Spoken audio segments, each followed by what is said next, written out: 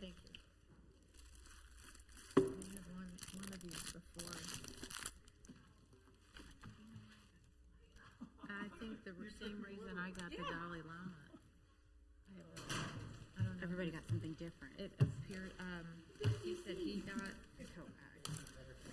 Some kind of tote bag. I got a coaster. You and Stacy are gonna get us weighing 300 pounds here. None of it makes Always any slide mine sense. to somebody else. These are nice. No, it's cute. I'll give it. I have a niece. She will love flower pens. Look at my bowl suddenly.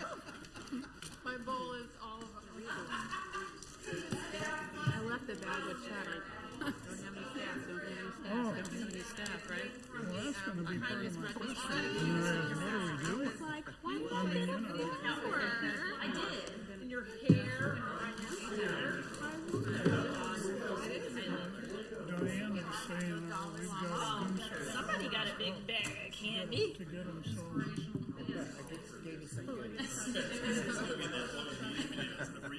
Flower. With candy. Yeah, look at mine. Do something. Chuck, you must have been, not only Kimo's been a good boy, you've been a good boy. Look at that big bag of candy at your spot. Stacy wants me to turn into a real big boy.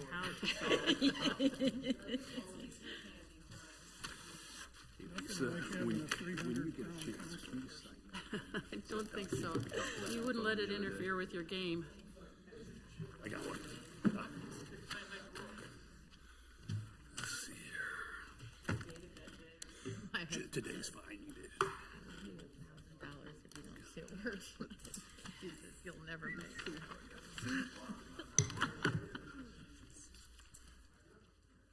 Good morning, Lucky is Deborah. believing Good you're evening. lucky.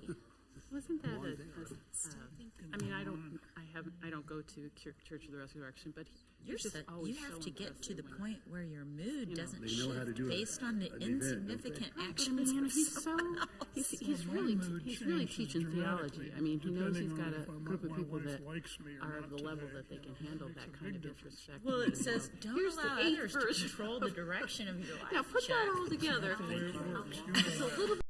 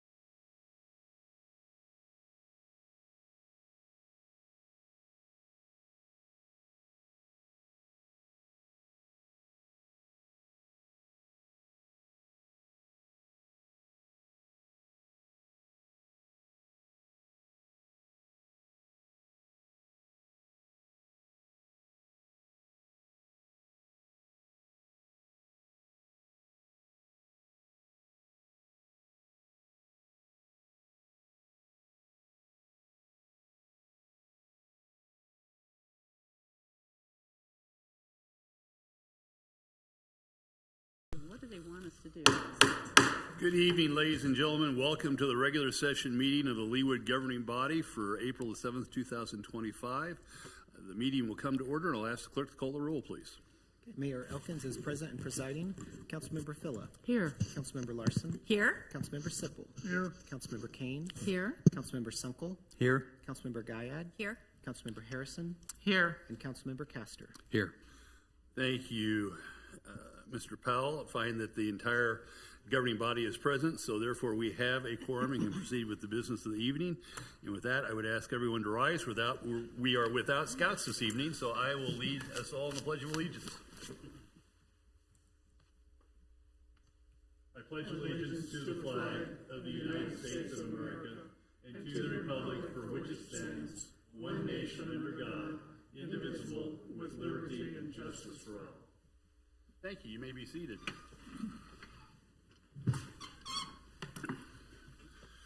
Mr. Powell, does staff have any revisions or amendments to the agenda that was published late last week? No, sir. Thank you. In that case, I would entertain a motion to approve the agenda as it was published. Move to approve. Thank you, Mr. Sipple. So, second. Thank you, Ms. Phillip. Any discussion? All those in favor of approving the agenda as it was published, please indicate by saying aye. Aye. Those opposed, same sign. The ayes have it unanimously, and the agenda is approved.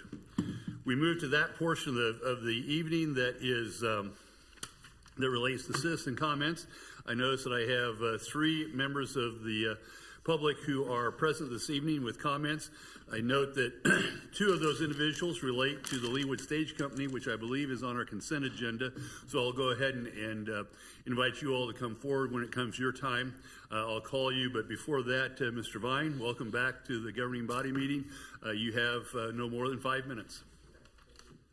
If you would introduce yourself and your address, just so I have it for the record. We all know where you come from, but it's good for our records to be up to date. Okay, thank you. My name is Ron Vine. My wife and I live at 14817 Fairway Circle in Leawood. Thank you for providing me an opportunity to present concerns I have with the draft business plan for Iron Horse prepared by June. As a reference for this analysis, I have obtained a copy of the 2025 business plan for the Sycamore Ridge Golf Course, and they're one of the 6 golf courses that were reviewed in the June business plan.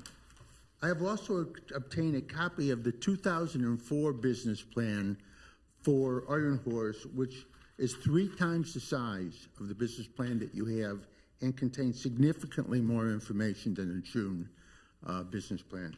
I offer the following findings and suggestions. First, trending information. Trends provide clear information regarding past successes and failures in reaching business goals and what changes need to be made in the future. The Sycamore Ridge business plan contains trending information back 9 years to 2016. The Iron Horse business plan provides trending information for only 2 years, going back to 2023. The Sycamore Ridge business plan contains trending information for rounds of golf played, revenues from golf fees, cart fees, driving range, merchandise sales, and food and beverages. Given that business plans have not been conducted for 7 years, I believe trends analysis takes on even greater importance. I would suggest adding trending information for the past 9 years to the business plan on these given areas. Given that June has had the contract for 15 years, they should have this information readily available. Second, comparative set analysis.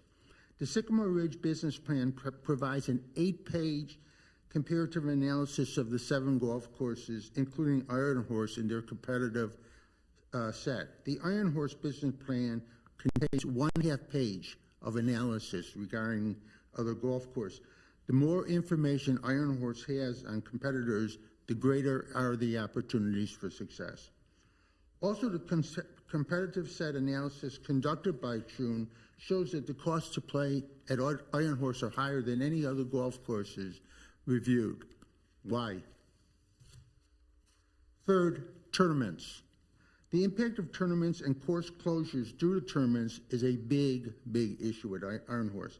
The Sycamore Ridge business plan includes a trending analysis of tournaments going back to 2016 and a summary of methods to reduce the impact of tournaments on daily play. There is no language at all in the business plan prepared by June regarding tournaments, although I've been told that there's 50+ tournaments planned. I suggest language regarding trends in the number of tournaments played, revenues earned through tournaments, and strategies for lessening the impact of tournaments on golf play be added to the business plan. Fourth, non-golf related events. There is no information in the business plan regarding the number of non-golf related events such as weddings, nor the size of these events being held at Vista. I would suggest this information be added to the business plan. Since Vista was built to house up to 200 attendees, I also think it would be good to have analysis regarding increasing the number of large events to help pay for operating costs.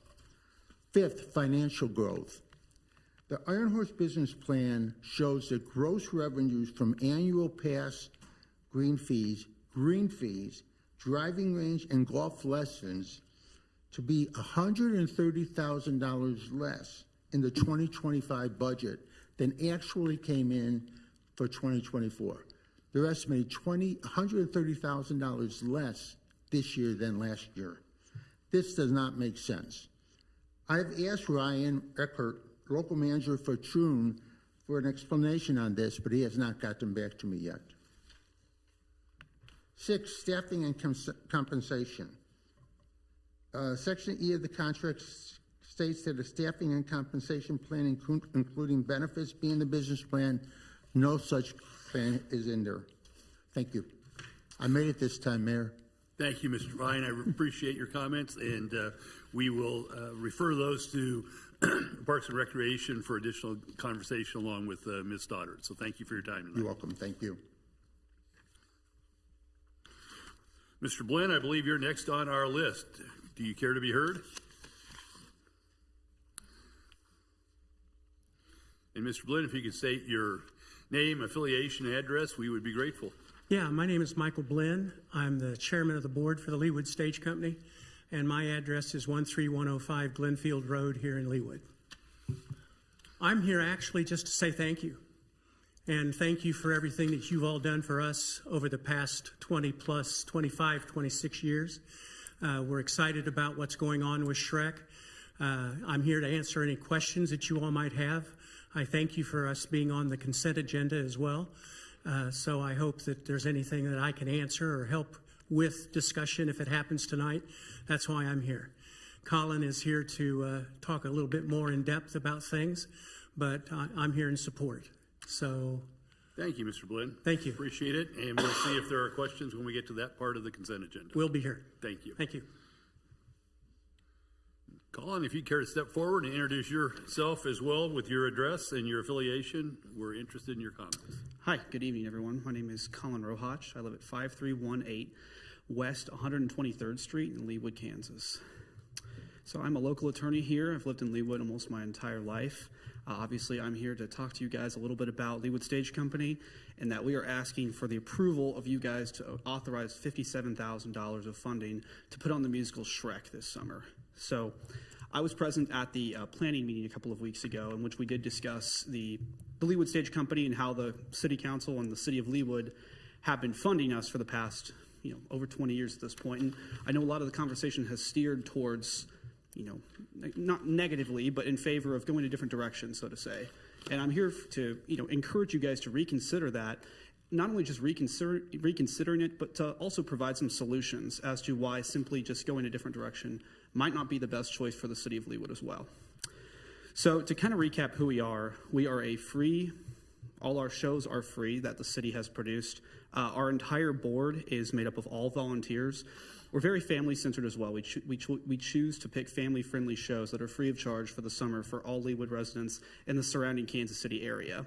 And there was a lot of discussion over, we have other, theater companies in Kansas City, like Theater in the Park, we have Octa, we have lots of different ones. But what makes Leawood Stage Company special? We have a lot of different programs and a lot of different ways in our bylaws and our, our policies that make us a lot different from those companies. Not only are we always centering on family-friendly shows that are free for kids, we also give a fair opportunity to all auditioners. We let anyone come audition, equity, non-equity, if they've participated in a local theater production before or not. We give everyone a fair shake, and everyone we cast has to go through the full audition process and the full callback process. The same cannot be said for other theater companies in the Kansas City area. Why does this year matter? Now, we're at an interesting point in the funding agreement. We have executed our end of the funding agreement, and we will agree to provide all receipts by, I believe it was August 31st of 2025. Any money we have not spent will be given back to the city. So we were under budget last year. I anticipate we might be under budget this year again, so we might not even be spending that full $57,000.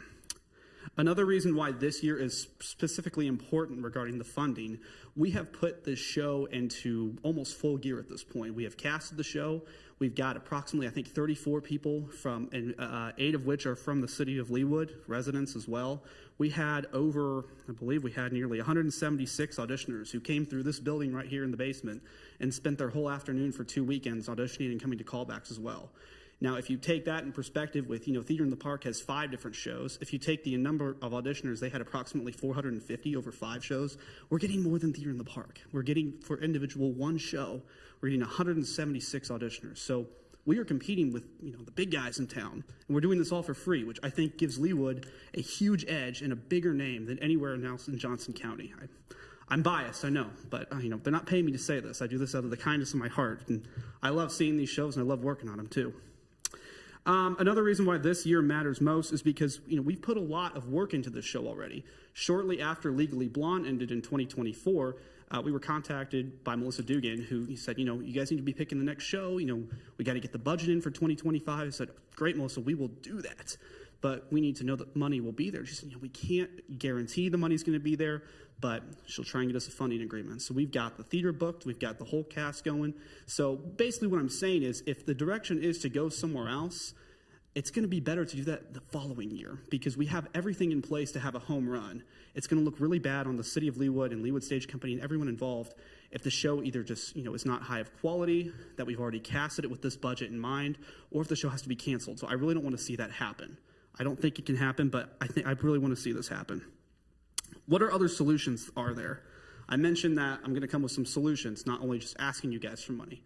We could charge for tickets. We've always made the shows free in the past for the summer.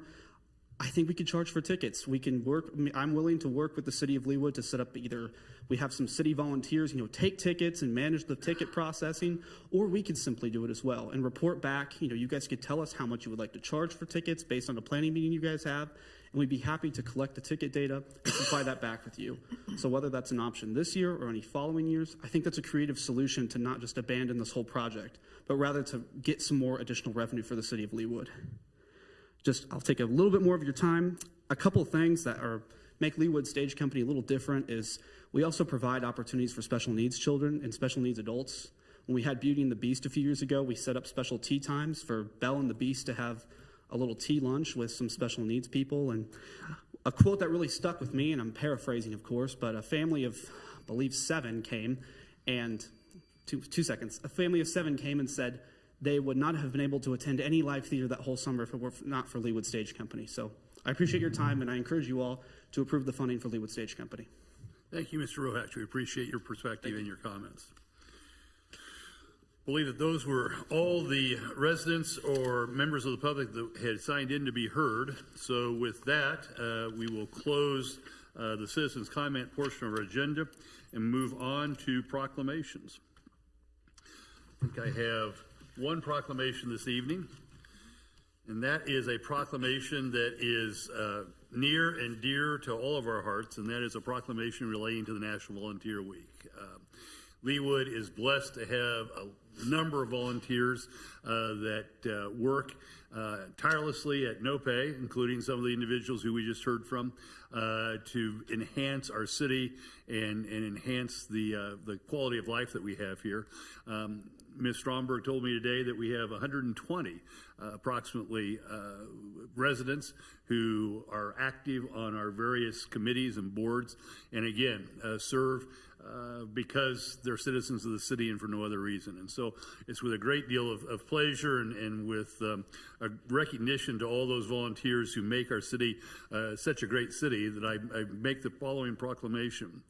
Whereas volunteerism is a cornerstone of healthy, thriving communities, embodying the spirit of compassion, generosity, and service that strengthens our neighborhoods and uplifts individuals.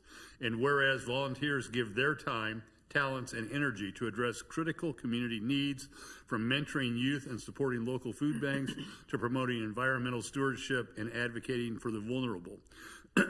And whereas National Volunteer Week, established in 1974, and observed each year in April is an opportunity to recognize and celebrate the extraordinary contributions of volunteers who selflessly dedicate themselves to making a difference.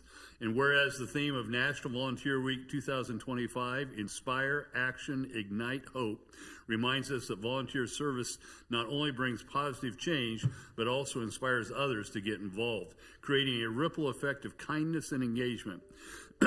Pardon me. And whereas during this week we honor the countless individuals and organizations whose volunteer efforts strengthen the fabric of our society, and we encourage all citizens to consider how they too can contribute to the common good through our acts of service. Now, therefore, I, Mark E. Elkins, Mayor of the City of Leawood, Kansas, do hereby proclaim April 20 through 26, 2025 as National Volunteer Week in the City of Leawood, and I call upon all residents to recognize and celebrate the contributions of volunteers, express gratitude to those who serve, and consider how they can play a role in fostering a culture of volunteerism in our community. In testimony whereof, I have hereunto set my hand and caused the seal of the City of Leawood to be affixed this 7th day of April 2025. And I would just reiterate that servant leadership is the absolute cornerstone of this community, and I'm very pleased to make this proclamation this evening. So thank you. Now, we do have one special recognition this evening, I believe. Chief Robbins, I believe you have an officer who has either recently retired or maybe as late as today has retired. If you would care to step forward, we would like to recognize your officer. Thank you, Mayor. Members of the City Council. Last week we had a retirement ceremony for Police K9 Kimo, who has completed 8 years of service with the city. He's also the 8th Police K9 that we've had here. And he's done a fabulous job since March of 2017 when he was first paired with Officer Hayes out in Pennsylvania. And then they came back here and started work in May. But 8 years is a long time for a police dog with all they go through. So it's time we're going to retire him, and actually retired him last week with a bunch of treats and stuff. And he's going to go home and live with Officer Hayes and his family and just enjoy life. And Chief, can you refresh us on some of the highlights of his career? I don't know if you have them right there with you. I know I saw something late last week. You know, he's had a volume of different arrests. I think he's probably sniffed several hundred cars just off the top of my head. He has assisted outside agencies. One of the favorite pictures that was shown at his retirement was we responded to help Prairie Village Police Department with a residential burglary suspect who had broken into a home and then fled. And Kimo tracked him, and he had gone to a nearby apartment complex, crawled back into an air vent, wrapped himself in the insulation, and was trying to hide. And really, nobody had any idea where he was. But Kimo sniffed him out, and we had a great screen grab from Officer Hayes' body camera of looking out over the top of Kimo's ears as the guy came crawling out of the crawl space with his hands up and surrendering to Kimo. And that's just one of several arrests that he's made and allowed us to get a felon off the streets with no injuries to anybody. Thanks, Chief. Are there members of the governing body that would like to wish to be heard? Mr. Sipple. Chief, what are your plans for a replacement for Kimo, and how big of an operation is that to find a suitable replacement? Well, we had it budgeted. We knew that Kimo's service time was coming to an end, so we had budgeted in this year's budget for a new police canine. Officer Hayes has already been out to our preferred kennel in Pennsylvania and has actually selected a new dog, Prima. And Prima is a female shepherd who is already going through all the basic training. And Officer Hayes will leave town shortly to go out to Pennsylvania and do some more bonding with Prima and then certify as a canine police team. And then they should be back here and hopefully within a month, be all certified and back here and covering the streets of Leawood again. Thank you. Any other comments from the governing body? Officer Hayes, do you have anything that you'd like to add to what the chief had to say? No, thank you to the department for, allowing me to be a canine handler here. He had a great send-off last Wednesday. I know some people were there. He had lots of treats. And I think retirement's gonna be a change. He wants his ball, so it's gonna be a little bit change of pace for him, but he'll get used to it. So, Well, we have a certificate that we'd like to present to you and Kimo, and I'll come down. I know this is an exciting time for him, so I'm not sure he'll stand for a picture, but Beth, we can give it a try. And Mayor, if any other council members want to come down, I know some have expressed wanting Oh, to I would like a picture with Kimo. Mary got a cute one of us already. might be a little tight. Oh, okay, gotcha. All of us, or should we go? That will be. He just wants his toy.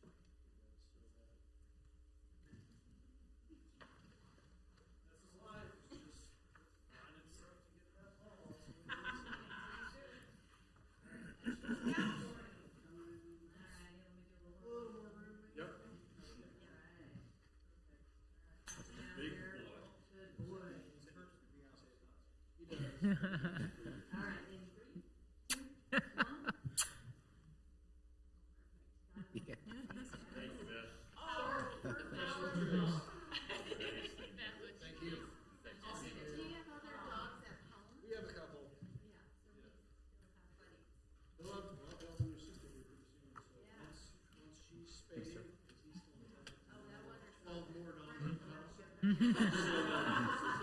But she'll live at home with him, with all of you. I don't have a ball. Thank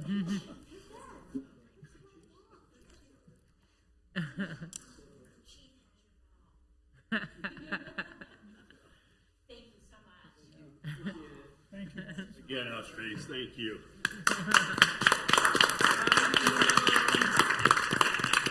Hey, go home and play, puppy.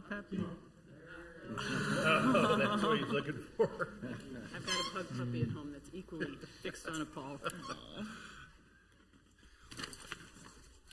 Well, again, congratulations to Kimo, and thanks to Kimo for just a wonderful career of service. It was almost just shy of 8 years when I stood in the same spot introducing him to the council. So, sunrise, sunset.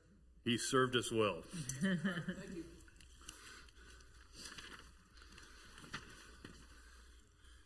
There's no special business this evening, so we come to the consent agenda. Are there items on the consent agenda that any of the governing body members would like to withdraw for further discussion?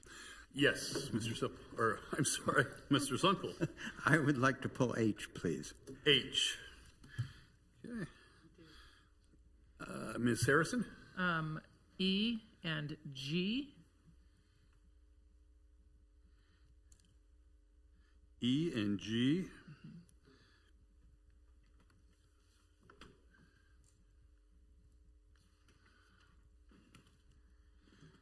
And from this end of the table, Mr. Sipple? C and D, please. Okay. This is what happens when I give you all a short consent list. Any others? Going once? Going twice? All right. With that, I would entertain a motion to approve consent item agendas A, B, and F. Is there such a motion? Move to approve. Thank you, Mr. Sipple. Is there a second? Second. Thank you, Mr. Sunkel. Any discussion? If not, all those in favor of approving consent agenda items A, B, and F, please indicate by saying aye. Aye. Those opposed, same sign. The ayes have it, and items A, B, and F are unanimously approved by the governing body. We'll look first to item C, which is a resolution approving and authorizing the mayor to execute an agreement between the city and all city management services in an amount not to exceed $109,868.40 pertaining to crossing guard services. Mr. Sipple. Thank you, Mr. Mayor. Question for the chief on this. A constituent of mine is interested in what does this service pay the actual crossing guards? Per hour or per day or per week or whatever. I just want to know what kind of level of salary those men and women make.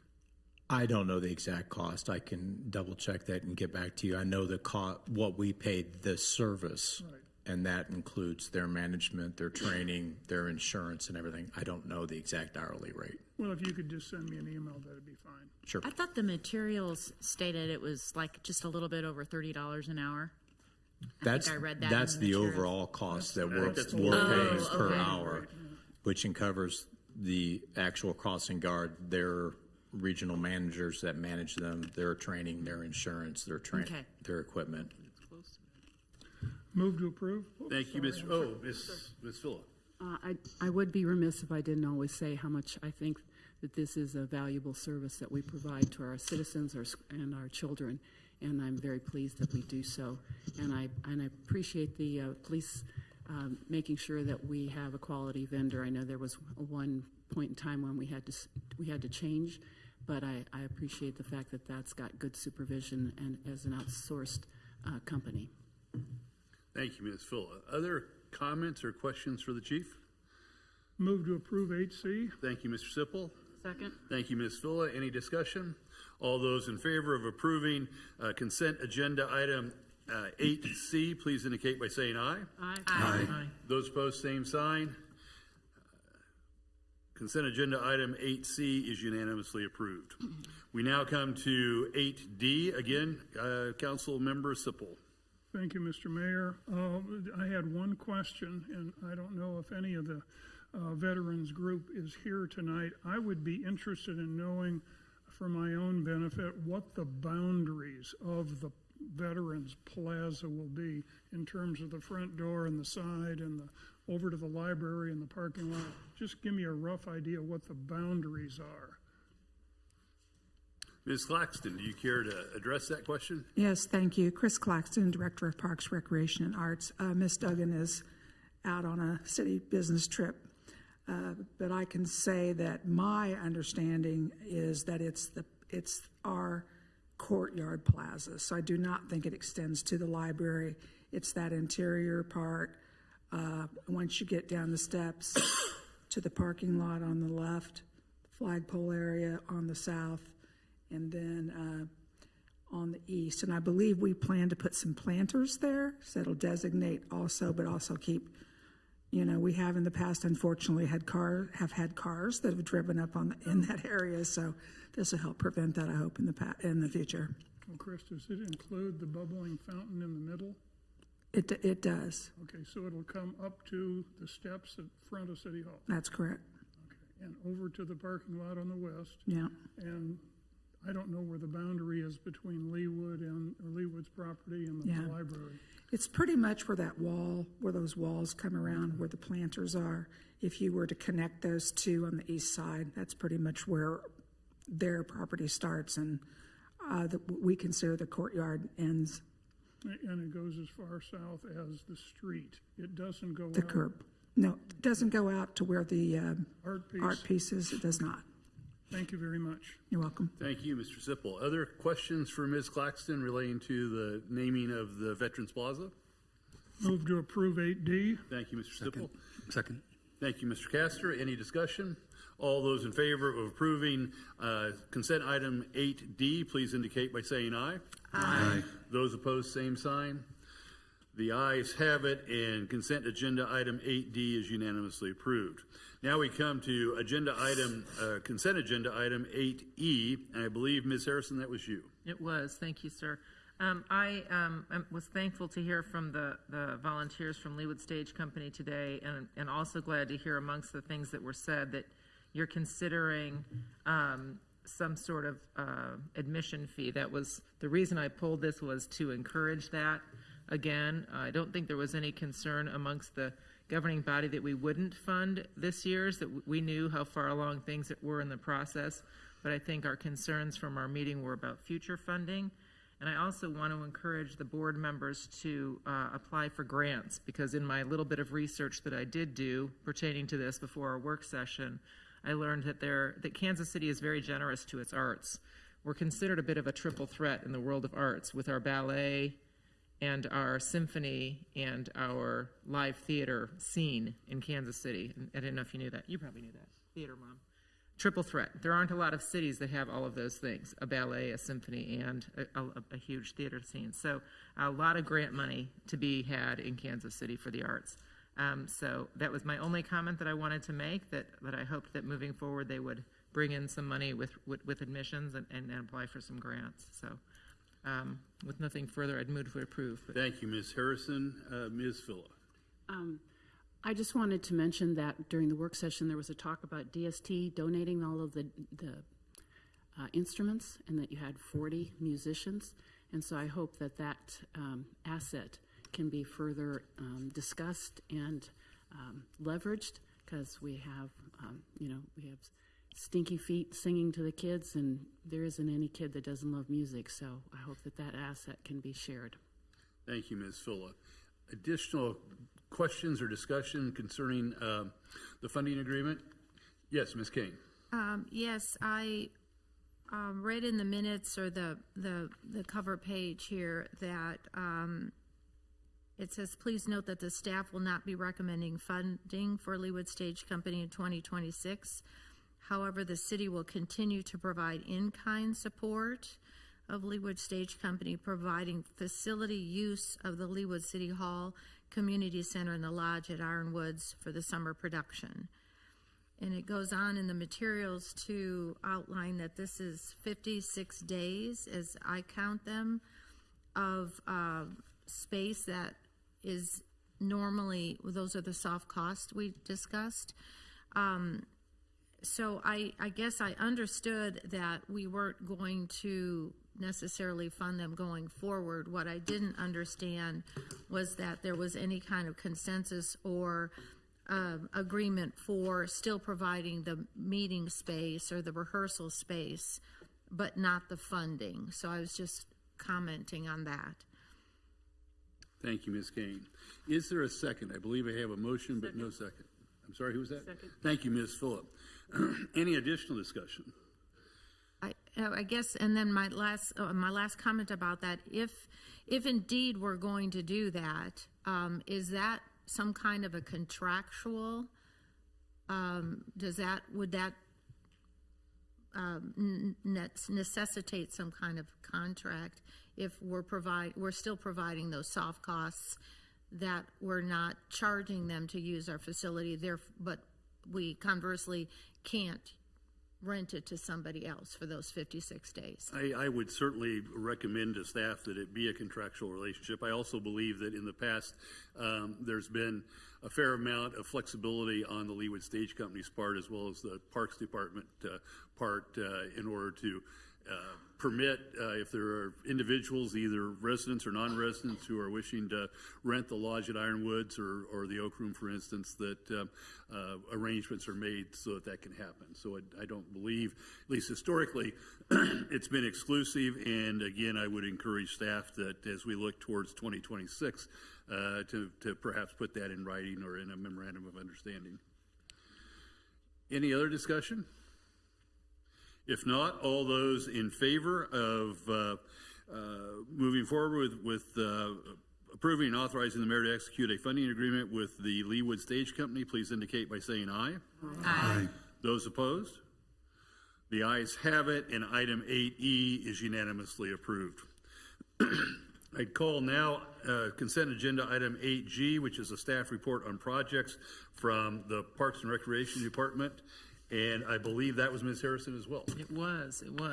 Chris, I want to thank you, first of all, for including so many photos in the report. It's true what they say about a picture and it communicating more than the words. When I looked at the photos carefully, I was also thankful that I could zoom in with my little screen here, because I could not believe the cracks in the shower house. I mean, those just aren't little cracks. Those are scary, frightening cracks that little things could crawl through. So this illustrates to us, maybe for the first time, some of us, maybe some of you on the Parks and Rec Committee knew how bad this damage was. But I'm assuming there's no warranty for the work that was done, or some sort of home warranty program or something on a shower house. I just couldn't believe that the cinder blocks didn't just crack at the seams, folks. They cracked down the middle of the cinder blocks, and I didn't know cinder blocks could do that. So it was just fascinating to me. But obviously, there was some settling or something back there, and it's wet and it's in a swampy area. So, but this just seems quite excessive. So, but thank you again for the details. Okay, welcome. Also, if you haven't been to Reaching lately, she got a facelift this last week. Some beautiful blooming trees. Yes. So give her a shout out. So thank you again. And Ms. Claxton, as long as you're up, would you mind just giving us kind of a refresher on where we stand with respect to addressing the issues with the bathhouses? So I am going to be executing an agreement this week with BBN, who we've asked to look at what it would cost to rebuild the bathrooms only, no showers, in the same spot. Of course, not, it wouldn't be depth going farther to the north where we might have that problem again. I think I mentioned before that myself and members of my park maintenance team, we just don't feel like it is feasible to try to repair the building. What you're seeing is pretty severe. I would suspect, we collectively suspect that there's damage to the plumbing inside those walls. So right now, they're going to look at that. They're also looking at possibly adding restrooms that would be accessible from the outside only upstairs of the lodge, just as an option. So that's part of their scope of work. In the meantime, we're starting to take reservations on May 1st with our first rentals happening as early as June 1st. We've had 4 or 5 inquiries. All of them know that at this point we'd be using a couple ADA porta potties. Those groups were okay with that, so we just want to make sure that every group that inquires understands that that's going to be their option, if it's on a weekend and our other facilities are closed or in use, so that they aren't surprised when they get there and find out they don't have flush restrooms. Thank you, Ms. Claxton. Other questions or comments from Ms. Claxton? Yes, Ms. Kane. Yes. I was out at the park on City Park on Sunday for quite a while, and I wanted to report, if you haven't been out there on a Sunday, that inclusive playground was packed. There must have been 100 kids on that inclusive playground, and everybody was having a ball, so yay there. I wondered, I saw the construction, I wondered, where is Run Red Run? Because I couldn't find her. Is she not, was she taken down? I think you just can't see it. We haven't taken it down yet. We are looking to get it potentially repainted, but not in the near future. But okay, because I thought it must have been taken down, but because I couldn't find it anywhere. Yeah, it's still there. Okay, and then my grandkids were out at what was Blue Park, and then some people call it Purple Park. Just for the record, my granddaughter now calls it the Rainbow Park. Okay. So I think that's a lovely name for it. But I wanted to give a shout out to the Leawood Foundation for donating $75,000 in the materials you read towards that Tomahawk Creek Park. That's very cool. And then I also wanted to report out 3 times with the nice weather, we've been out playing pickleball on our Leawood tennis courts, and every single pickleball court was used up.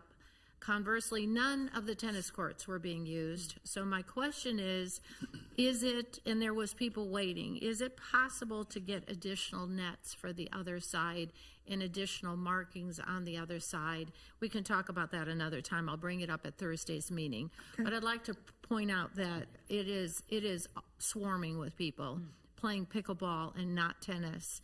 So I'm not saying get rid of the tennis courts by any stretch, but if there was some additional nets that we could keep on the side or whatever and whip out, again, if people were waiting, that because I'm not holding my breath these days on additional pickleball courts, given everything else that's coming down the pike. But that might be a way that we could mitigate that because, like I said, there was people literally waiting in line. And then one of the nights we were there, our own Leawood pickleball staff person or trainer. Instructor. whatever his name is. We have- Well, when he was there, he takes up bunches of courts, so, which is fine, because it just meant there was so many people out there playing and having a good time. But that's all the more reason that we might think about getting a number of additional nets. So thank you for that. Thank you for all this report. Thank you. See you. Thank you, Ms. Gain. Appreciate that. Any other questions or comments for Ms. Claxton on her report? If not, do I hear a motion? Move to approve. Thank you, Ms. Spilla. Second. Thank you, Ms. Kane. Any discussion? All those in favor of accepting the staff report from Ms. Claxton on behalf of Parks and Recreation and Arts, please indicate by saying aye. Aye. Those opposed, same sign.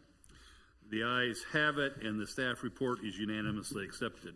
The last item on the consent agenda this evening is item 8H, which is a staff report from David Lay, the Director of Public Works. And I believe that was Mr. Sunkel. Mr. Sunkel. Yes, thank you, Mayor. Those of us on the Public Works Committee know about the issues here, and I just wanted to highlight them for everybody here, that I'm very concerned about the shortage of engineers on our staff at the current time. Not only for the delays that it's caused on these projects, but for the additional expense for hiring consultants to do the work, and for going forward, we want to have a renewed emphasis on infrastructure repair, and I'm worried about that going forward with this shortage. Now, given the current cutbacks on a lot of federal programs, perhaps there will be a greater supply of engineers available, and if we, I don't want to wish this, but if we go into a recession, there may also be more engineers available. But I'd like to see the city in a position to be able to fill those positions. And obviously, it's a terrible lack of supply out there. And I'd just like to see a report, perhaps from the staff, on what they think we might do. I mean, maybe it's just money, but maybe there's more to it. And so perhaps if staff could look at that and make a recommendation to us. I don't know if the rest of you are as concerned as I am about this, but it seems like a pretty big deal to me. Thank you, Mr. Sunkel. Mr. Lay, would you care to share with us some of the efforts that you've already undertaken to try to secure engineers and the challenges that you've faced? Right. So we've been short an engineer for about 15 months, and we've advertised 4 or 5 times over that time period, and we've only really received 2 qualified applicants, but they were requesting a little bit more than what the midpoint was, and that's kind of, I guess, our break off to where we don't really entertain that. We had some staff at that time that weren't making anything near that, so because of that issue, we didn't bring those other people in, or at least one of them in. And so that's been kind of our challenge. But we are, when you look at the county, the cities in the county, we are about average to all those other salaries. And so every other city is short on engineers, from what I'm understanding. If you look at Overland Park, they're short 6 engineers. Olathe is short. And those 2 cities pay more, a little bit more than we do, but they're also having a struggle with it. Unfortunately for us, we're short 3 engineers now. So Brian and I, it's just Brian and I. So we really have no staff engineers, but we are looking to hire consulting firms. We've met with several over the past couple weeks. It is going to cost significantly more. We're going to be paying about $200 an hour to hire those firms. To where when we had them on our staff, we were paying them right around $65 an hour. So it's going to be a significant cost to us. Plus, even just trying to manage some of the projects is easy enough to push off to them, but it's really the day-to-day. When we get phone calls from residents, going out to meet with residents, we just don't have the staff to keep up with that. So it's a challenge for sure. Thank you, Mr. Lay. And I believe I heard someplace that the county is short 4 to 6 engineers as well. I would imagine so, yes. Mr. Sipple. This doesn't have to do with our engineering shortage. I didn't know what the definition of an SS4A grant was. Oh, that's Safe Streets and Roads for All. That's that $500,000 grant that we received. So we do have that funding that's waiting for us. We will probably hire a consultant to help manage that along the way. So that's something we're going to try to get moving forward on. And Dave, if you can correct me on this, but I know that reading elsewhere that other cities were concerned about their SS4A, hopefully I've got that right, grants, because they were caught up in some of the changes by the federal government, but we were fortunate in that ours had already been funded. Is that accurate? So, yes, we did receive an email last week that said we hadn't moved forward and they may pull our funding from us. But then when we reached out to them, we haven't even received the contract back from the feds yet. And so they sent us an email in error. So they sent us an email saying disregard that previous email that said you didn't have we were going to pull back the funding. So there is still the funding available. I believe I read in the press that maybe a project or two at Overland Park that was within that program had been at least delayed because of their concern about they were not as far down the road as we were in the process. So, yeah, we did sign our agreement, and we sent it back to the feds. We're just waiting for them to sign the agreement, return it back to us. But according to that agreement, as soon as you all signed it, which was a few months ago, we are able to move forward with our consultant selection and start that project. Well, Mr. Lay, please extend our thanks and our gratitude and our recognition of the extra load that the three of you are under right now, and it's not something that goes unnoticed. So we are aware of it and encouraging you to do what you can, and we'll do what we can on this side as well. Mr. Sipple. Just one more question, David. Given your engineering shortage, will any of our projects, especially the Tomahawk Creek Parkway project, will it be on time? Do you see any reason why, because of the shortage, that's going to be delayed by a couple of weeks or a month? So that project, Tomahawk Creek from College down to Row, that's already under construction. So Brian Scoville's managing that, but we are anticipating, as long as the weather holds out, that it will finish in December on target. So that's not a delay on that project. It's the projects that are under design are the ones that we're really struggling with. So 83rd Street, we were on a tight schedule to get it completed this year, but since we had to put that off on a consultant, we had to kind of pause that project for a couple months. So that got pushed to next year. 103rd Street, we ended up, we were going to try to get it out early or late this year, but we pushed that off to next year also. And one other thing, I see the wastewater project is underway. There's pipes stacked up down, I guess north of the dog park, someplace in there. There's a big 24-inch. Do you see any reason why that could slow down? Because Kansas City, Missouri, or the wastewater people have a shortage of engineers? No, that project's moving forward too. That's under construction, and so they, I believe, have all their permits from KCMO, and so they're going to, I believe, in a couple weeks, close down southbound state line underneath 435 to begin that work, going out to underneath 435 where the bridge is located. Thank you. Thank you, David. And I would just note, as long on that topic, for those of you who may not have seen your emails today, that the wastewater formally announced that they were moving forward, and that, in fact, beware, because state line underneath 435 is going to be closed this weekend, I believe, or perhaps it's next weekend. And Ms. Brittenstein, in her normal fashion, has already sent out notifications through our various communications channels within the city to make sure our residents are aware of it. And I think that we actually even raised it at the EDC meeting last Friday. And I would encourage all of you, when you see your constituents, give them the heads up that state line is going to be a challenge for the next 18 months or so. Mm-hmm. It'll still be a surprise to many. Nonetheless, it will be a surprise, but we're doing everything we can to prevent it from being a surprise. Any other questions or comments from Mr. Lay on his report? Adopting this process of providing this report is a great help, David, and we really appreciate it and appreciate the pictures as well. If not, is there a motion? Move to approve. Thank you, Mr. Sipple. Second. Thank you, Ms. Phillip. Any other discussion? If not, all those in favor of accepting Mr. Lay's report, please indicate by saying aye. Aye. Those opposed, same sign. Mr. Lay's report is unanimously accepted. We come now to item number 9, which is my report. And there have been a few things that have gone on in the last couple of weeks, kind of going in reverse order today.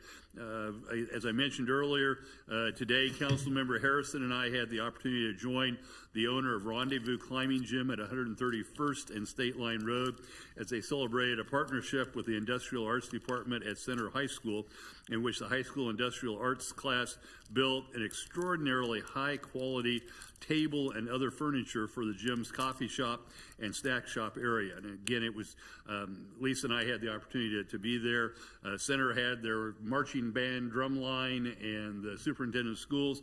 Interesting collaboration, because it was actually a collaboration with the Chamber of Commerce of South Kansas City.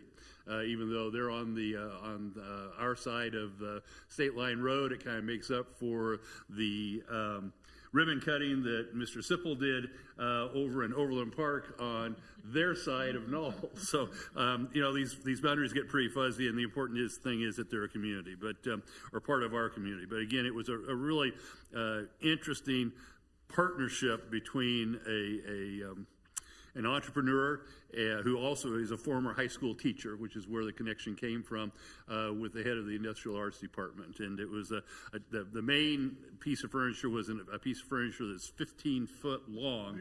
And for those of you that know anything about woodworking, trying to put together a composite table that is 15 feet long and is straight and flat is quite a challenge. And to see high school kids execute that is really pretty amazing. Yesterday, had a number of council members, Councilmember Filla and Larson and Sipple joined me at the United Methodist Church of the Resurrection for the groundbreaking of their new 400-seat chapel on their Leawood campus at 135th and Row. And it's going to be a beautiful building. As always, the Church of the Resurrection did a very nice job of not only having a production once, but actually 4 times. And I appreciate that some of you came twice, some of you came 3 times. We had it covered for all 4 of their services at 7:50, 9:50, 11:50 and 4:50 yesterday afternoon. But it's going to be great to see, and for those of you who are not aware or may not have recalled some of the plans that we approved, there will be another stained glass window there. There will be certainly not as large as the stained glass window for which the church has become famous, but a very beautiful piece of art that will be the main centerpiece of that chapel. So it was interesting. Pastor Hamilton, you don't think in these terms, but Pastor Hamilton talked about the fact that in the fairly near future, and unfortunately they have to plan for things like this, they anticipate 350 to 400 funerals a year will be celebrated in that chapel. It's amazing that church has gone in 30 years from less than 100 people to 30,000 or whatever it is today. So they're a great showcase for the city of Leawood, and I think one of the things that is a great draw for the city of Leawood. If I could just tag on, they were just now getting ready to open Lee Summit, their 11th location in the metro. Thank you. Last week, I attended the 7 Days of Kindness breakfast with Council Members Harrison and Larson and City Administrator Diane Stoddard, Director of Planning Services Julie Hurley, Chief Robbins, and Captain Ahring. And if I left anybody else, I am very apologetic. At the, as I said, the 7 Days of Kindness breakfast.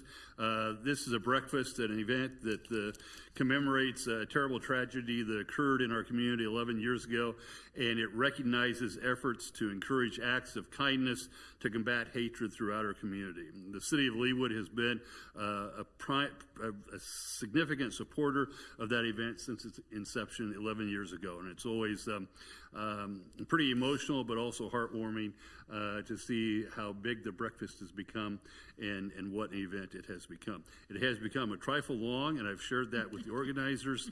I hope you all don't, I apologize if any of you don't share that feeling, but it was about a 2-hour long breakfast on that day. As I mentioned, thanks to Council Member Sipple for stepping in for me on April 2nd at the ribbon cutting for the Sano Clinic, which is an orthopedic clinic just across the street from Park Place on Knoll Avenue. They're technically in Overland Park, but they're very enthusiastic members of the Leawood Chamber of Commerce, and so we welcome them in a grand way, as I understand it. Last, and most importantly, members of the governing body met with representatives of the city's homeowners associations at the 2nd Annual Homeowners Associations Conference on March 30th at the Lodge at Ironwoods. As I recall, and Ms. Brittenstein will correct me, but I think 43 representatives of the city's homeowners met to hear presentations from Chief Robbins and then the Planning, Public Works, and Communications Department, and to discuss issues of interest to them and our council members. A summary of the presentations and the discussions is being compiled, and we will be distributing it to those who attended, as well as posting it on our website. And I think that concludes my report for this evening. Any questions or concerns? If not, we will move to the council member reports. And first I have on the agenda, Council Member Larson. I believe the Geza Region Sister City Committee met last week. Do you care to comment? Yes, we did. We met last Monday, March 31st. We fine-tuned and adopted our mission statement, which is to cultivate a lasting relationship, serving as a bridge of friendship between the people of Leawood and the Geza region, which I think is a lovely mission statement. Committee member Rachel Rubin recently traveled to Israel, and she rented a car and drove to the Geza region and shared pictures, which I think are in our packet. I don't know, Stephen, if we were able to put those on the screen, but everyone was very interested in seeing the pictures and hearing about her travel experience to Geza. While there in an unofficial capacity, she met with the mayor, Rotem, which many of us met the last time that they visited, and then Carmel, their version of the city administrator. But in the pictures, we can see the two bomb shelters that Leawood contributed $25,000 to for their kindergartners, and which they are greatly appreciative. And they put these butterfly wings on the second bomb shelter, as you can see, and we can feel good about helping to keep their children safe. And then Rachel visited the Leawood Trail, and it's very interesting that the light fixture in the picture on the right is, you'll recognize that as in the style of Leawood, which she said there are no other light fixtures in Israel that look like this. This is definitely, it's a nod to Leawood and our architectural style. And they also have a fairly large art piece. There it is. The art piece, which is also kind of a nod to Leawood and Leawood art, which is lovely. She also visited an organic farmer's market and a couple of wineries. But we are not able to get Israeli wine here in the U.S. So for a host of bureaucratic reasons. But it was lovely to see the pictures and hear of her experience. Our next meeting is Monday, April the 21st. We're going to meet at the Geza Park because we're want to leverage the city's investment and into this beautiful park that we have dedicated to the Geza region, and use that as educational opportunity and cultural expansion opportunity. And so we're meeting there to brainstorm and kind of doing a walking tour of Geza Park.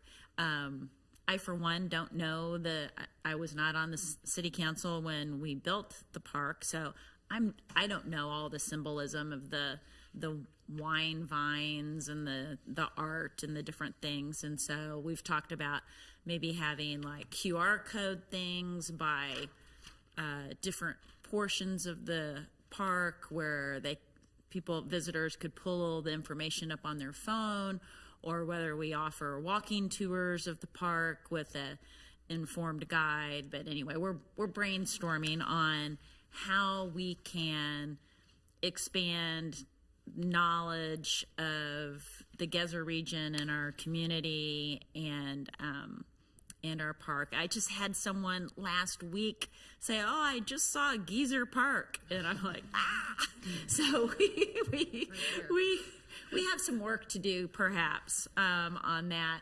front. And then one other committee meeting that I attended that's not on the agenda because it just happened on Friday after the materials were published for tonight's agenda, but the EDC met last Friday. And Jill McCarthy from the KCADC, Mayor Elkins was there, and Jill McCarthy spoke about the work of the KCADC and how they try to attract business to our region, and the health science corridor that's been created. And the thing that of note that I took away from the meeting, she addressed the World Cup effort and relayed the information that the top teams participating in the World Cup want to come to Kansas City because of its central location for their home base, and we're also a nice place to be. So I thought that was very interesting. And she also said that Kansas City's World Cup effort is ahead of the other cities, particularly in the transportation plan. And so that was also very good to hear. And it was a good meeting, and we'll keep moving forward. And then everyone received the email from Stephanie Meyer with our latest economic development news, that we have the two businesses locating to Leawood within months from now, and combined bringing in a $17.7 million in new investment here in Leawood, which is thrilling. And the KBP building will be full occupancy, which is terrific. That's a beautiful building at State Line and College. And then the other business locating to 89th and State Line. So very exciting news on that front. And that's it, unless anybody has any questions. Questions from Ms. Larson? Thank you, Ms. Larson. I appreciate that. I believe that Ms. Villa has a report from the Stormwater Management Committee. Ms. Villa. We were pleasantly treated to attend a launch of this floodplain for the Indian Creek that had been created. It's a real model. It's huge. It's out in Public Works. I don't know, however that building is. Maybe David wants to come in and illuminate any comments I might want to make. But it's made so that they can start the water and see what happens. Does it overflow? And Ms. Harrison, Lisa was with me, and it was fun. Like, for instance, the area just north of On Mission, right by the 435, the water will go over the road and sometimes has to be closed. So as they're letting the rain happen, it's percolating and things are filling up, you can see where that water starts to overlay the road. And so they thought, well, because of the way the currents are, they'll just put a sandbag, if you will, and see if that could potentially alleviate the flooding at that location. And it did. So now they can come back and refine that. It was paid in half by the, who's the organization? FEMA. And then half by, another fourth by Johnson County, and then we only paid for a fourth of it. And they're going to have it up for a year, and then they'll tear it down. They're going to have many more demonstrations, and they're actually contracting with the firm who built it because, again, they don't have staff to do show and tell. So, David, if I could ask that you continually let the council know and staff know that whenever they're having a show and tell, to go and take a look at it, because it's really cool. Thank you, Ms. Villa. Questions from Ms. Villa? Ms. Harrison. I would just that it looks like the hobbyist, the railroad model train hobbyist, who was given a ping pong table in the basement to start their railroad train hobbying, and then it grew to take over the whole basement. So really, the model is about the size of this room. It's humongous. Right. I was thinking it was going to be the size of a pool table. And I walked in and I couldn't believe it. And you have to walk all around it, and there's stairs to get up on top of it, and it's fascinating. So I really encourage you to Don't miss it. take a look. It's free. You can see where the water will go when it rains. So When can we go? When it's convenient for So that's why we need ask David Lake.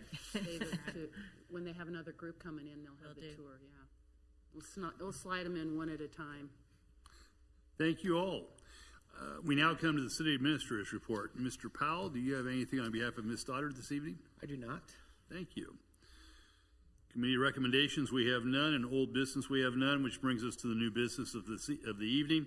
I would call first Planning Commission case number 05-23. Ms. Hurley, do you wish to be heard? Thank you, Mr. Mayor. This is a request for an extension for the duration of validity for the previously approved preliminary site plan and preliminary plat for the Oxford Promenade development, which is located at the southwest corner of 135th Street and Mission Road. As you noted, this was a case from 2023. So this was, again, approved about 2 years ago. It included a preliminary development plan, preliminary plat, and a rezoning. The Leawood Development Ordinance does stipulate that preliminary development plans are only valid for 2 years if no final development plan is filed before that time, but that a developer may request a 1-year extension of that preliminary development plan, which is what the developer is doing at this time. So there is no change, nothing to consider with what was previously approved. This is just an extension of that preliminary development plan. So this would give the developer another 12 months in which they can get a final development plan submitted and through the Planning Commission and governing body. So if you have any questions for me, I can try and answer those. And Greg Musil, who is representing the developer, is here as well. Thank you. Questions for Ms. Hurley? Yes. Ms. So Fuller. is it okay to ask why it has to be deferred another year? Sure. So there is the written request in your packet from Mr. Musil, but he may be able to expand on that a little bit. Mr. Musil, thank you for your patience this evening. As always, we welcome you to the Leawood Governing Body meeting. If you could state your name and business address and enlighten us about Oxford Promenade, please. Thank you, Mr. Mayor. You haven't been mayor long enough. Sometimes they didn't welcome me before you, but no, I'm kidding. Greg Musil, 5250 West 116th Place, Suite 400, Leawood, Kansas, with the Rasmus firm on behalf of Oxford Promenade. Councilmember Fellow, this has not been a good 2 years when it comes to costs of construction or costs of financing. And both of those things have made it difficult. The owners have been working diligently. They've been working with Legacy to try to find retail tenants and to try to find the multi-family tenants that we had for the mixed-use buildings, and it simply hasn't been able to put together a plan yet that could be financed.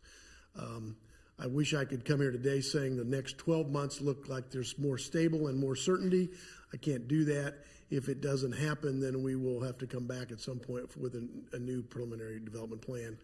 I think it's possible we can get a revised preliminary development plan before the city in the next 12 months, but I can't stand here and make any promises given the economic environment. Thank you. Ms. Harrison. Thank you, Greg. You teed that up beautifully. It was like you and I had pre-communicated and you knew what I was going to ask. So you mentioned the future economic forecast, and I dare say I been reading my Wall Street Journal, and it doesn't look like it's going to get better. So if the last 2 years has been a concern, dare I say, I don't think the construction costs are going to go down in the next couple of years. Our residents in the last couple of years have been very vocal, as you probably have read, about their lack of interest in large multifamily residents. We have seen great enthusiasm for single-family residents along 135th. You've probably been following the news. I know you know what I'm talking about.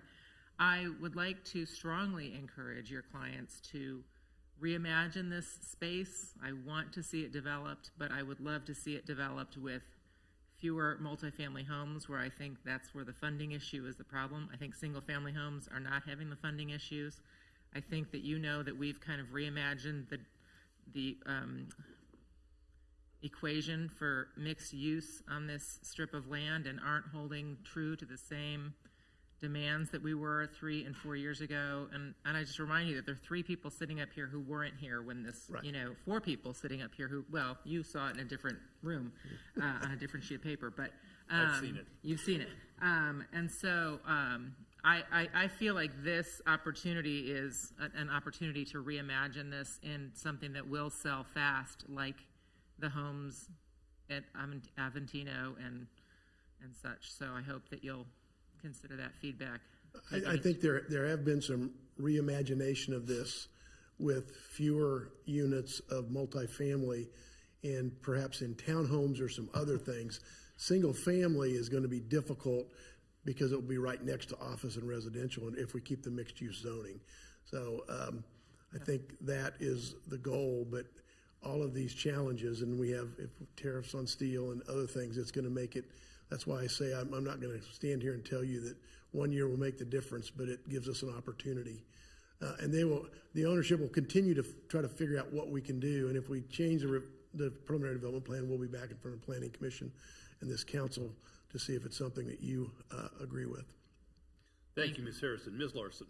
I remember when the plans came through for Oxford Promenade, and I really liked the plans, and I hope they're successful in either financing or perhaps some tweaking, reimagining, but I can't imagine a reason why we wouldn't want to give the developers 12 more months to make it happen.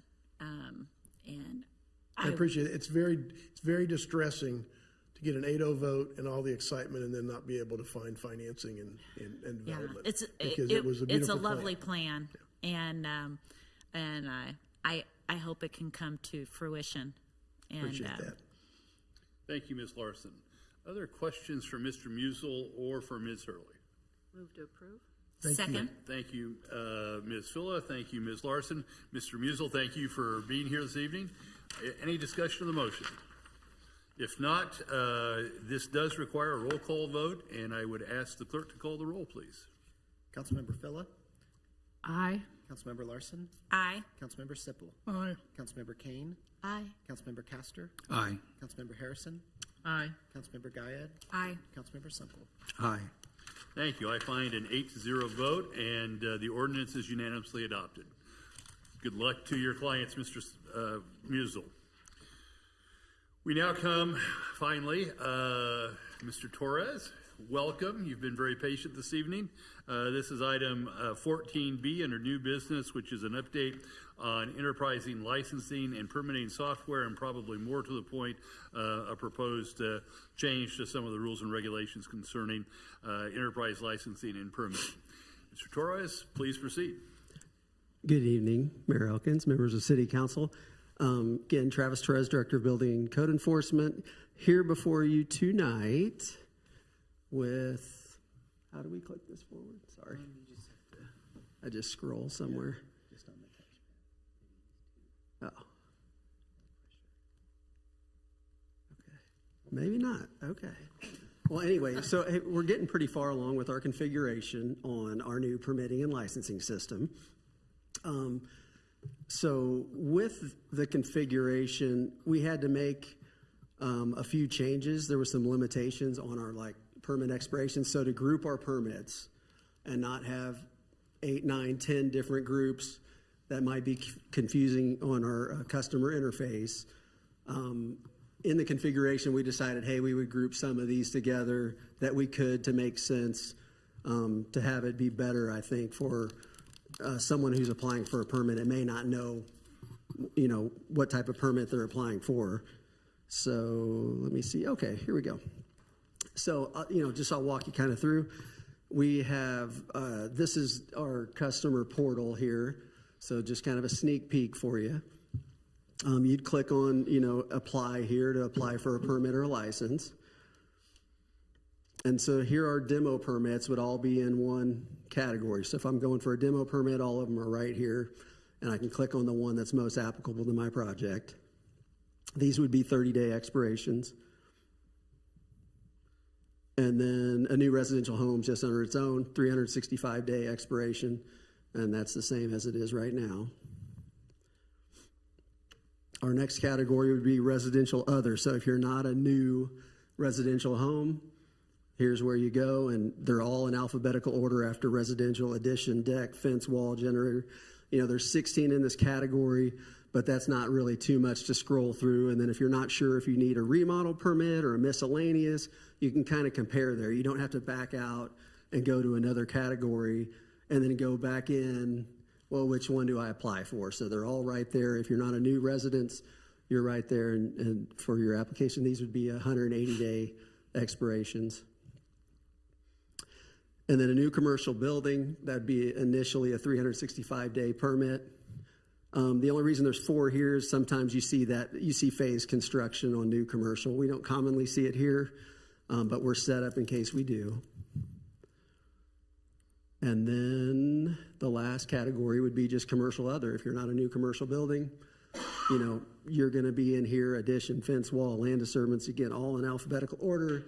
You can kind of compare each category and see which one you need to apply for. You know, once you apply, you know, all the workflows, everything else is behind the scenes for each type of permit, as far as which departments need to review, which inspections need to be done, and all that is all set up now. So the reason we're bringing this before you tonight is because with it, we've got it, you know, it's not too late if we need to change. If you didn't like what we did there with changing the expirations, you know, we could go back and reconfigure and have there be more categories. But we just thought that made sense. And then if you're not against it, then we'll bring it back before you. You know, we expect to go live around August or September. And once we have that go live date, we'd bring it back for you in ordinance form and have that be have that coincide with our go live date.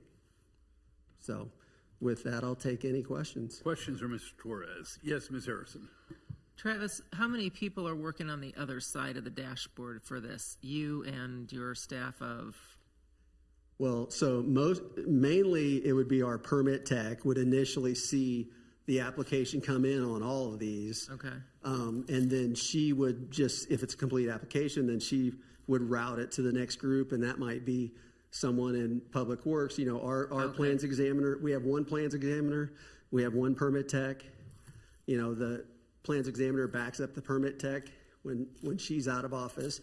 I'm like the C plan, so like, you know, plan C is me, and then we do have a plan D in case I'm out of office. So it's kind of thin, you know, but we try to operate efficiently too, because if you had, you know, 2 permit techs, it costs more money. If you have 2 plans examiners, so we're not covered on all those vacation days and all those sick days, but we make it work, you know. So that was my question, was exactly that. So if it gets routed to somebody who has to approve it to go to the next person, and they're out of office for half a day or 2 days or 3 weeks, there's a backup so that things aren't backlogged, and so we're not going to hear from people saying, well, I turned in my permit 6 days ago and never heard back, and I usually hear back in a day. And so this has a system where you're all able to cover for each other.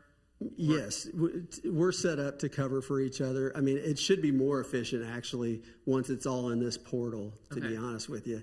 You know, right now, you know, we have to fire off emails and populate the, you know, hey, here, everybody, drag here's the the plans. And yeah. here it's already built in, the workflow's built in. You just, if the application is complete, you know, you would just route it, you know, to everybody in that workflow, and it'll just automatically email out to everybody and let them know that, hey, you have a review in the system or whatever. Mm-hmm. So it should operate more efficiently than it even does now. But we're able to, I mean, Christine and Jomi, our plans examiner, are both great and work at a high level.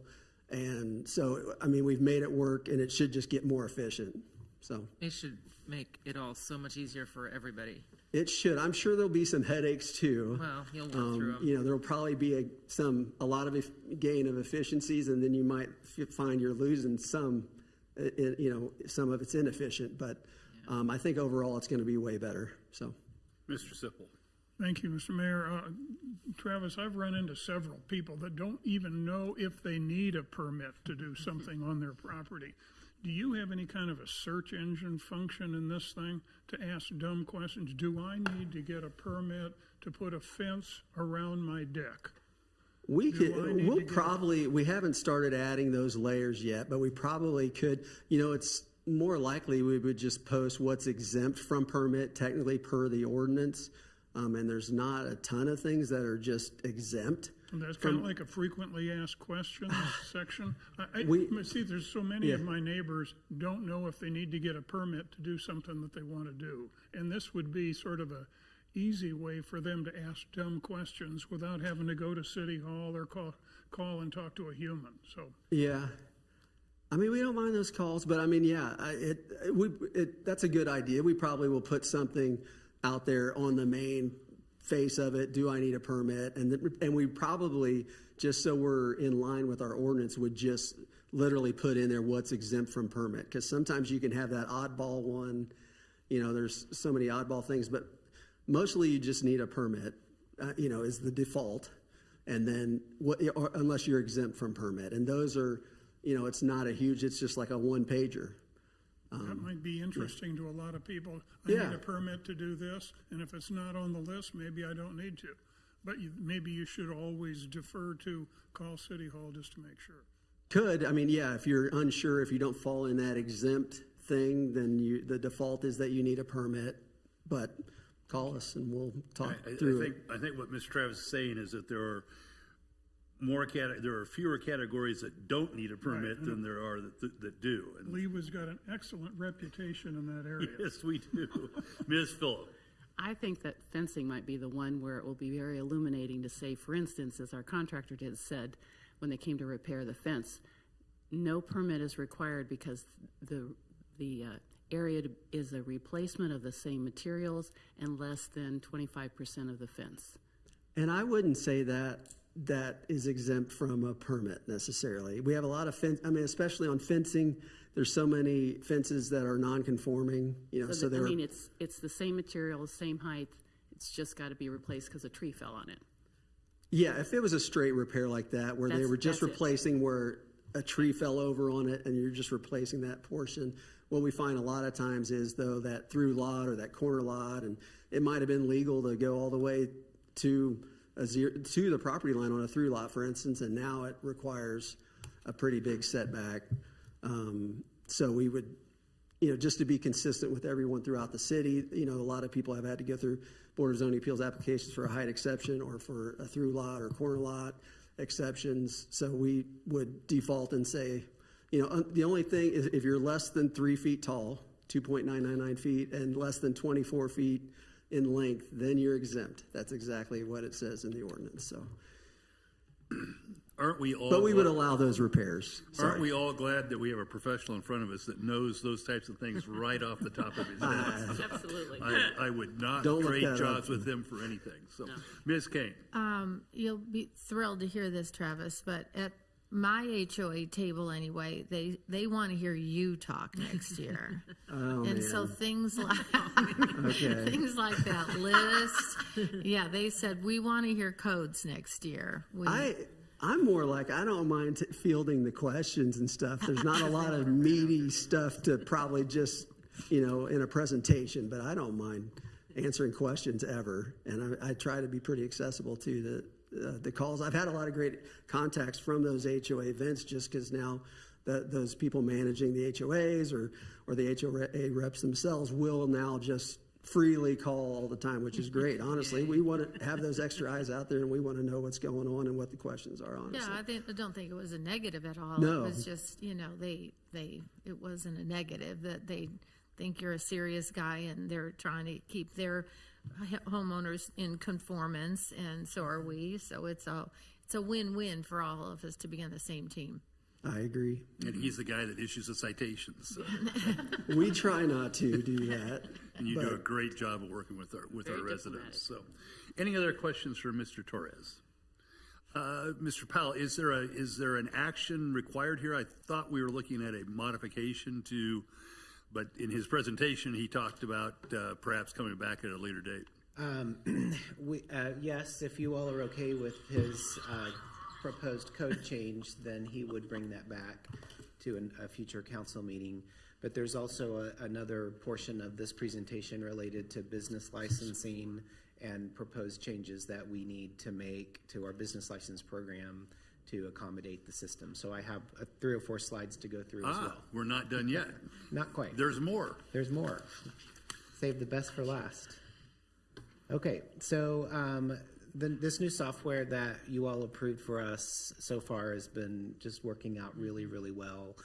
Melissa Mullen is our licensing specialist, and she has really taken the lead on working with the software developer to build out the business licensing portion. And what's really cool about it is it's kind of a plug and play system. So as we do our implementation calls, she's actually doing all the work. She's dragging the fields and naming them and putting in the workflows, and the software implementation specialist is training her on how to do that. So if we in the future ever have a new type of license, we know how to do that ourselves. So it's been a really good experience so far. What we've learned as we've gone through this process with business licensing is we need to make some changes not only to our fee schedule, but also to our code to make this implementation run a little smoother in terms of timing for the code change, but then also just things that we've heard from businesses while they've been using the current system that we have, making some changes there to make it easier for businesses to know which type of license they need, and then streamline it from there. And so the first thing that we are looking at doing is consolidating 57 different business license types into 27. And so if you looked at the supplemental documentation on your packet, we tried to make it real easy to show you kind of what groups were going to be consolidated into these subgroups. And we felt like that will just make it a lot easier for people to know what type of license they need. The second one is we had a business license type called home-based business. And we want to eliminate that business license type, but still allow whoever's applying for a license to designate that it is home-based, because there are rules and regulations around that. But whatever type of license they're applying for is the type of license they would receive. So it will help us do some more reporting on what types of businesses people are having in a home, and help us make sure that those are in compliance with the LDO. A few other changes, estate sale licenses. Right now, if you want to have an estate sale, you have to get a permit from codes and a license from the city clerk's office. And so we talked with Travis and his folks and just agreed to consolidate that process into one permit from the city clerk's office and move on from there instead of requiring 2 separate ones. The residential rental license program is currently administered by Travis and his folks. We want to move that into the city clerk's office, at least the administrative part of it, so that if you need a license for a rental, you apply through the licensing portal. Any of the inspections would still happen with a codes officer, so they would handle that similar to how they're currently doing inspections for our massage establishments and other regulatory businesses. And then the main code change that we are interested in is one that we brought back to the former governing body, or presented to the former governing body. It may have been 2 years ago. It was shortly after I started, so it may have been closer to 3 years ago now. But it was when we first talked about this InnoGov program and the costs, and I think Mark Andrazik presented it with me at that time. And we talked about changing the business license start and end date, the licensing year, to be January 1 through December 31st. It's currently July 1st through June 30th.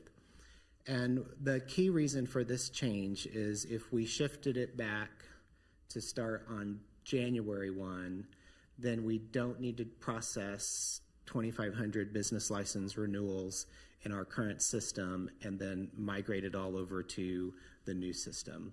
What we would do instead is download the mailing list from our current software, send a letter to all of our active licensees saying, it's time to renew your license, we're going to a new system, here's step-by-step instructions on how you go to the new portal, create an account, and apply for your license and pay.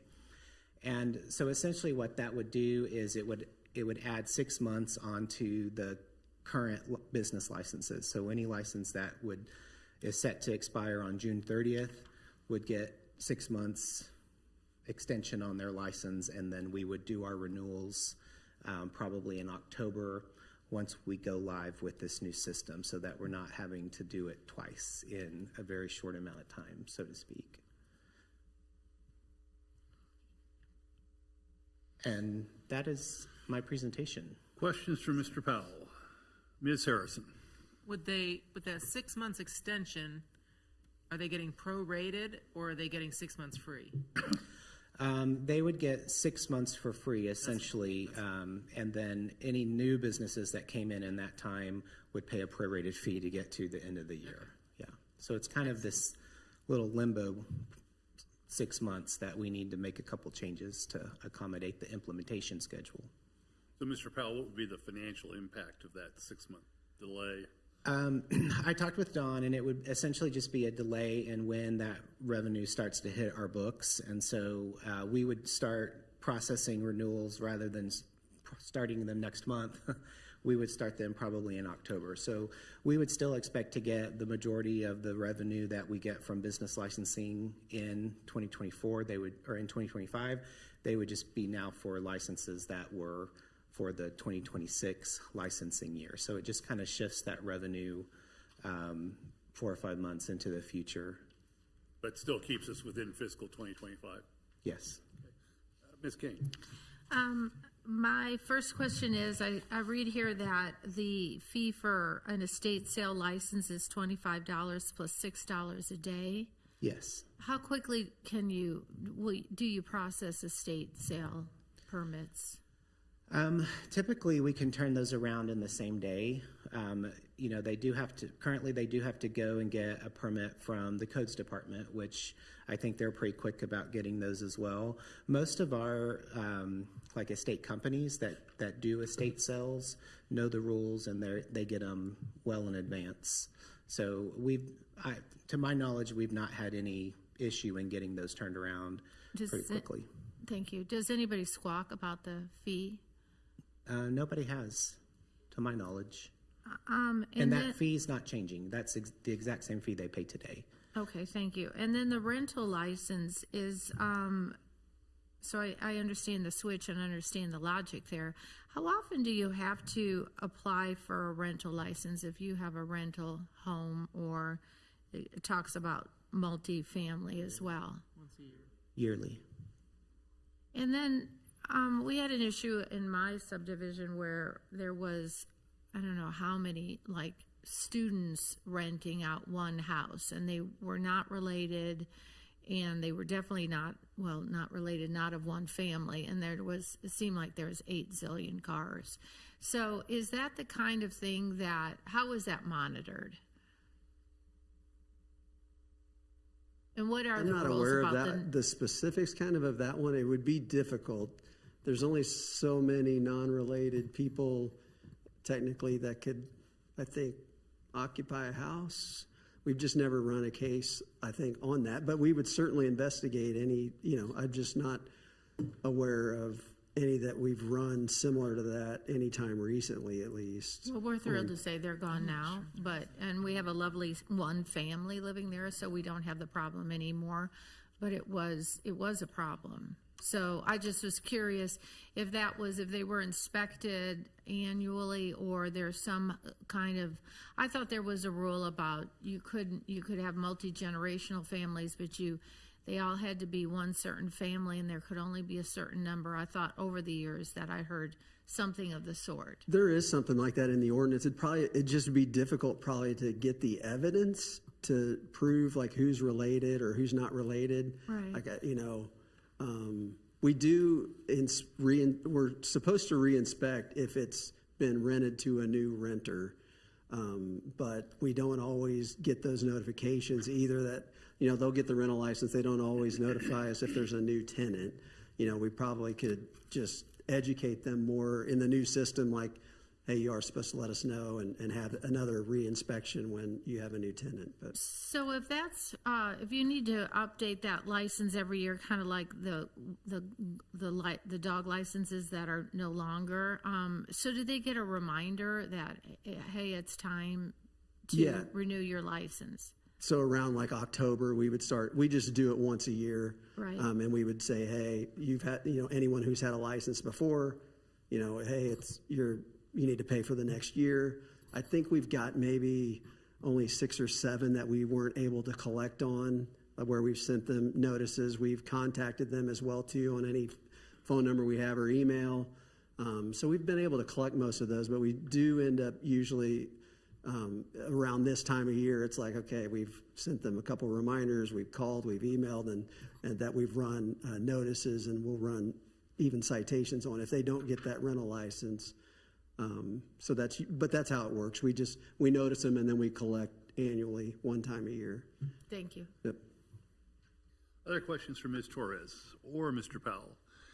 Mr. Powell, one question that comes to mind, and this is probably dated information, but I happen to notice that in the issue of Ingram's that I just received today, there was reference to an action taken by the Kansas House of Representatives that, as I recall it being reported in Ingram's, that acted to deprive the cities of their ability to regulate in-home businesses. And at the time of publication, Ingram's, it had only gone through the House. There was not an indication of whether it had been passed by the Senate or whether the governor had signed it. Do you have any information on what happened to that legislation?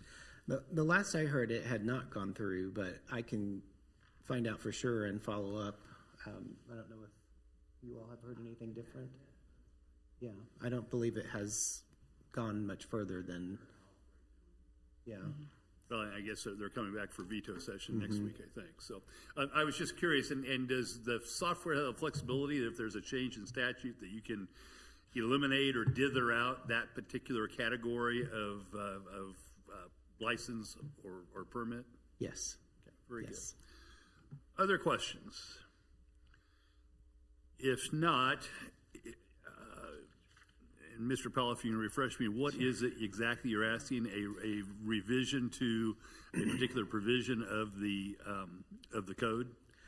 We will be bringing, if everyone is okay with us changing the licensing year to be January through December going forward, we will bring back an ordinance, hopefully to the next council meeting, to make that effective so that the business licenses that are currently set to expire on June 30th can be shifted to December, and then eventually, probably closer to the go-live date of the software, which Travis had mentioned will be August, September, we'll come back with some changes to the fee schedule that will reflect the fees that we've shown in your packet materials. We don't want to change those now because we don't want to have to go update everything in the current software because it's very complicated to do that, and these fees that are in your packet do not reflect what is in the current system, at least the license types that are in the current system. So we want to try to keep that timing as close to go live as possible before we pull the trigger on changing the fees and changing all those licensing categories. So the big change for now will be an ordinance to amend the code to change the licensing year to be from January 1 through December 30. So you're not looking for action this evening, is that correct? Thank you. All right, thank you, Mr. Powell. Thank you, Ms. Torres. Appreciate it. We have no executive session this evening. With respect to upcoming meetings, Mr. Powell, just one thing I noticed here, and I assume that it may be because we have another evening coming when we don't have a work session, but I noticed that on our list of upcoming meetings, we go from Monday, May 19th to Monday, June 23rd. Is there, I assume there is a regular session of the governing body scheduled in there. Okay. Yes. And is there any action that we need to take with respect to this list of upcoming meetings, or have we done what we need to do to get them? You've already done what you need to do. Great, thank you. Yes, Ms. Phillip. I just wanted to let everyone know that there is Buffalo Bill Days at the Major's house, 8201 State Line. So The Leawood Historic Commission is participating in that. They'll get there at 4:30. The event is 5 to 7, so that's this Wednesday. Grab your grandkids, spread the word. They will tour the house, and kids will be making stick ponies and taking a selfie with Buffalo Bill. So don't miss it. We're taking our granddaughters. Thank you, Ms. Phillip. Ms. King. I heard something I wanted to share also. Aventino has sold 46 of their 63 units, which means there are only 17 left in that subdivision. I thought that was worth noting. So you think we ought to get one while we can? They're obviously doing quite well over there. If there's nothing else to come before the governing body this evening, is there a motion to adjourn? So moved. Thank you, Ms. Phillip. Thank you, Ms. Harrison. All those in favor, please indicate by saying aye. Aye. Those opposed, same sign. The ayes have it. We stand adjourned until Monday, April 21st at 6 p.m. for a work session on our favorite, the strategic